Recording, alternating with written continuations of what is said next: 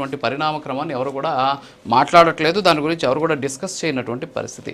మరి ఈ సందర్భంలో ఆమె చాలా ఆరోపణలు చేస్తున్నారు సుగాలి ప్రీతి తల్లి. ఏంటంటే అధికారంలోకి రాగానే మొదటి కేసు దీన్నే తీసుకుంటామని చెప్పిన పవన్ కళ్యాణ్ గారు మోసం చేశారు అనేటటువంటి అర్థం వచ్చే విధంగా ఆమెతో పాటు కొన్ని రాజకీయ పార్టీలు దీని మీద ప్రచారం చేస్తూ ఉన్నటువంటి సిచ్యువేషన్ ఉంది. సో ఎలా చూడొచ్చు అంటారు? నిజంగా సుగాలి ప్రీతి తల్లి చేస్తూ ఉన్నటువంటి ఆరోపణలు నిజమేనా? నిజంగా మీ ప్రభుత్వం దీని మీద ఎలాంటి చర్యలు తీసుకోలేదా? వైఎస్ఆర్ కాంగ్రెస్ పార్టీ ప్రభుత్వం ఇచ్చినటువంటి వాళ్ళు చేసిన దానికంటే మీరు ఏమి చేయలేదా? ఏంటి అసలు ఎక్కడ వాళ్ళకి న్యాయం జరిగింది, ఎక్కడ న్యాయం జరిగింది?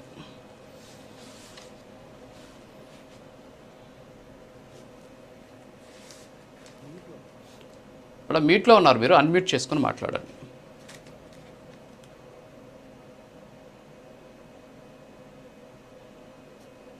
సునీత గారు అన్మ్యూట్ చేయండి. నమస్తే సార్, ప్యానెల్లో ఉన్నటువంటి పెద్దలకు కూడా నమస్తే అండి. సార్, ఈరోజు సుగాలి ప్రీతి తల్లి గారి బాధ, పార్వతమ్మ గారి బాధ అయితే ఎవ్వరూ తీర్చలేంది సార్. ఆ తల్లి గర్భశోకానికి మాత్రం వర్ణనాతీతం సార్. అయితే ఒకటి, మనం ఎంత బాధలో ఉన్నప్పటికీ కూడా, ఎంత బాధలో ఉన్నా కూడా మనకి కష్టంలో అండగా నిలిచిన వాళ్ళని నిందించటం అనేది మాత్రం కరెక్ట్ కాదు సార్. ఆ రోజు పార్వతమ్మ గారు బాధని విని ఈరోజు పవన్ కళ్యాణ్ గారు హలో సార్, వినిపిస్తుందా అండి?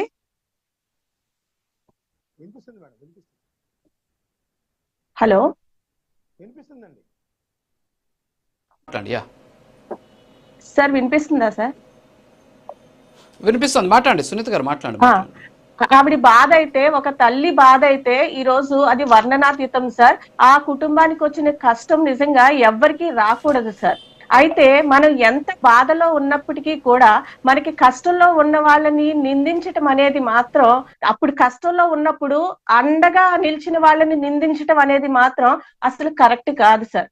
ఆ రోజు వాళ్ళ బాధ విని పవన్ కళ్యాణ్ గారు ఈ కేసుని భుజాన్ని వేసుకుని వాళ్ళకి అండగా నిలిచి 2 లక్షల మందితో కర్నూలులో ఒక బహిరంగ సభ ఏర్పాటు చేసి వాళ్ళ కోసం అండగా నిలబడినటువంటి పవన్ కళ్యాణ్ గారిని ఈ రోజు విమర్శించటం అనేది ఎంత మాత్రం కూడా కరెక్ట్ కాదు సార్.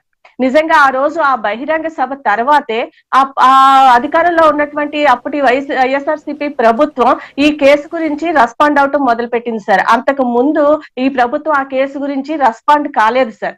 ఆ బహిరంగ సభ తర్వాతే ఎస్సీ ఎస్టీ కేసు కూడా నమోదవటం, దానికి రావాల్సినటువంటి బెనిఫిట్స్ రావటం కూడా జరిగింది సార్. అయితే ఈ రోజు ఆ కేసు కోర్టులో ఉన్నది సార్. ఒక కోర్టు పరిధిలో ఉన్నటువంటి అంశాన్ని గురించి ఈ రోజు ఎవరైనా కానీ బయట ఎలా మాట్లాడగలుగుతారు? దాని గురించి పవన్ కళ్యాణ్ గారైనా ఎవరైనా అది కోర్టు పరిధిలో ఉన్న విషయం గురించి ఇప్పుడు ఎలా మాట్లాడగలుగుతారు సార్? ఓకే, ఇప్పుడు ఇక్కడ ఒకటి సునీత గారు, సరే కోర్టు పరిధిలో ఉంది, కోర్టు పరిధిలో ఉన్నటువంటి సందర్భంలో ఆ కేసుకి సంబంధించినటువంటి స్టేటస్ తెలుసుకోవాల్సినటువంటి బాధ్యత రాష్ట్ర ప్రభుత్వానికి సంబంధించినటువంటి గవర్నమెంట్ లీడర్స్ మీద కూడా ఆధారపడి ఉంటుంది. ఎందుకంటే ఈ కేసుకి సంబంధించినటువంటి పరిణామక్రమం ఒక్కసారి PCR ఆ డాక్యుమెంట్స్ ఒకసారి మీరు ప్లే చేయండి. ఒకసారి మనం కానీ చూస్తే ఈ కేసు 2021లో ఆ కౌంటర్ అఫిడవిట్ ఫైల్ చేశారనమాట. 2021 ఆగస్టు 16వ తేదీన కౌంటర్ అఫిడవిట్ ఫైల్ 2023/2/2022 ఇది రిటర్న్ అయిందనమాట. సో రిటర్న్ అయిన తర్వాత 2025 అంటే కూటమి ప్రభుత్వం అధికారంలోకి వచ్చేంత వరకు, అంటే 13/2/2025 వరకు కూడా ఈ కేసుకు సంబంధించినటువంటి కౌంటర్ అఫిడవిట్ దాఖలు కాల. అప్పటి వరకు కూడా, అంటే దాదాపు 3 ఏళ్ల పాటు ఈ కేసు ఏమైపోయిందో కూడా తెలియదు.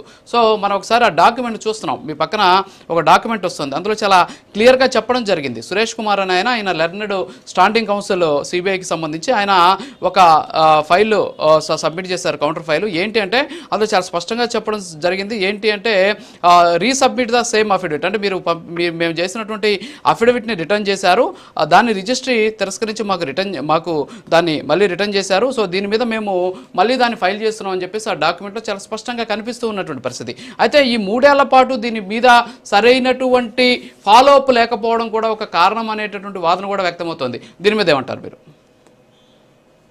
సార్, అసలు ఈ కేసు ఇక్కడ వరకు, ఈ దశ వరకు వచ్చిందంటే అందుకు కారణం కేవలం పవన్ కళ్యాణ్ గారే సార్. ఎందుకంటే ఆ రోజు ఎవరు కూడా పట్టించుకున్నటువంటి పరిస్థితుల్లో ఆ ప్రభుత్వం పైన ఎవరు కూడా బయటకు వచ్చి ఎదురు తిరగలేనటువంటి పరిస్థితుల్లో ఆయన బయటకు వచ్చి నేను మీ దీనికోసం రోడ్డు ఎక్కవలసి వస్తుందని బహిరంగంగా అంత పెద్ద సభలో మాట్లాడటం వల్ల ఈ కేసు అప్పటి నుంచి కూడా నడుస్తుంది. ఇది ఇంతవరకు వచ్చిందంటే దానికి కారణం పవన్ కళ్యాణ్ గారే సార్.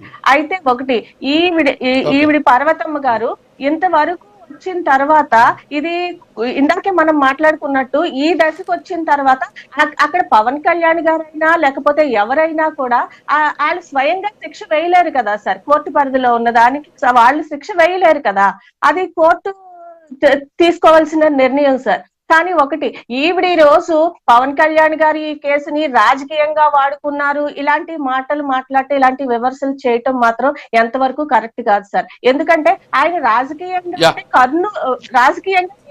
వాడుకున్నారు అనేది కూడా ఒకసారి ఆవిడ ఆలోచించుకుని మాట్లాడాలి. ఎందుకంటే కర్నూలులో జనసేన పార్టీ నుంచి అభ్యర్థి ఎవరు కూడా ఎమ్మెల్యేగా పోటీ చేయలేదు సార్ కర్నూలులో. అలాగే మిగిలిన అలాంటప్పుడు ఈ కేసుని ఎలా వాడుకుంటారు సార్ రాజకీయంగా?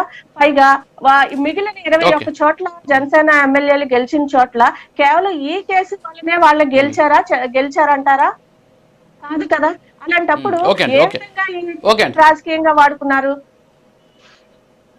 ఓకే మేడం, ఓకే, ఒక్క నిమిషం. నాగమణి గారు గుడ్ మార్నింగ్ అండి. సో ఓవరాల్గా మీ హయాంలో న్యాయం జరిగింది సుగాలి ప్రీతి కుటుంబ సభ్యులకి. మీ హయాంలోనే వాళ్ళకి ఇవ్వాల్సినటువంటి ఏదైతే ప్రభుత్వం నుంచి రావాల్సినటువంటి అవి కూడా ఇచ్చినటువంటి పరిస్థితి, భూమి కావచ్చు, తర్వాత వచ్చేసి వాళ్ళకి ఏదైతే చట్టం ప్రకారం ఇవ్వాల్సిన ఇచ్చేశారు. మీరేమో న్యాయం చేశారు, న్యాయం చేస్తానన్నటువంటి పవన్ కళ్యాణ్ గారు ఆయన సైడ్ అయిపోయారు, అన్యాయం జరిగింది, ఆయన వల్ల మోసం చేశాడు అని చెప్పేసి సుగాలి ప్రీతి తల్లి చెప్తుంది. సో మీ పార్టీ దీన్ని ఎలా డిఫైన్ చేస్తుంది? నమస్కారం అండి. ఛానల్లో ఉన్న పెద్దలకి, మస్తాన్ గారికి, అందరికీ నా నమస్కారాలండి. ప్రయత్న వీక్షకులకు అందరు కూడా నా నమస్కారాలు.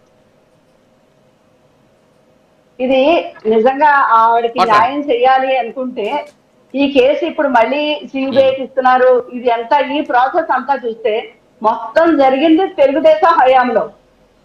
అప్పుడు ఎందుకు పవన్ కళ్యాణ్ గారు మాట్లాడలేదు? ఇందాక మరి సునీత గారు ఆవిడ మాట్లాడుతూ చెప్తున్నారు, ఆయన వెళ్ళడం వల్లే ఈ కేసు బయటకు వచ్చింది, ఆవిడ వల్లే ఇది ఎవరో పవన్ కళ్యాణ్ గారు 2 లక్షల మందితో అక్కడ మీటింగ్ పెట్టడం వల్లే ఇది బయటకు వచ్చింది అని చెప్తున్నారు. ఆవిడకి ఇక్కడ దాకానే వచ్చిందని. ఎందుకంటే 2 లక్షల మందితో అక్కడ మీటింగ్ పెట్టడం లేకపోతే ఇంకోటి దాకా చేయడం? అప్పుడు దాకా తెలుగుదేశంతోనో లేకపోతే చంద్రబాబు నాయుడుతో కలిసి ఉన్నారు, వాళ్ళతో అన్ని తెలుసు. ఆయన అప్పుడు నిలబడిపోయారు 5 సంవత్సరాల్లో. 2 లక్షల మంది ఎందుకంటే ఒక 10 మందితో మాట్లాడచ్చు, లేకపోతే ఆయన ఒకరు కూర్చొని మాట్లాడచ్చు. నిజంగా ఒక ఎస్సీ అమ్మాయికి అన్యాయం జరిగింది అన్నప్పుడు ఆయనే చేయొచ్చు కదా, ఆయన మాట వింటారు కదా. ఆడవాళ్ళ కోసం ఆయన ఎంత ముందుకు వస్తారు, లేకపోతే ఆడవాళ్ళకి అన్యాయం జరిగితే ముందు ఉంటారు. సినిమాల్లోనే కాదు, హీరోగా నిజ జీవితంలో కూడా హీరోగా ఉంటారు, నిరూపించుకోవాలనుకుంటే ఆ రోజు ఎందుకు చేయలేదు? వాళ్ళతో ఉన్నారు కదండి 5 సంవత్సరాలు. అది మానేసి ఎలక్షన్ ముందు ఖచ్చితంగా దీన్ని ఎలక్షన్ స్టంట్ గా ఉపయోగించుకున్నారండి. సుగాలి ప్రీతి ఒక ఎస్టీ తెగ, సుగాలి అన్న తెగకు సంబంధించిన అమ్మాయిని జరిగితే దాన్ని ఉపయోగించుకున్నారు. అవునా కాదా?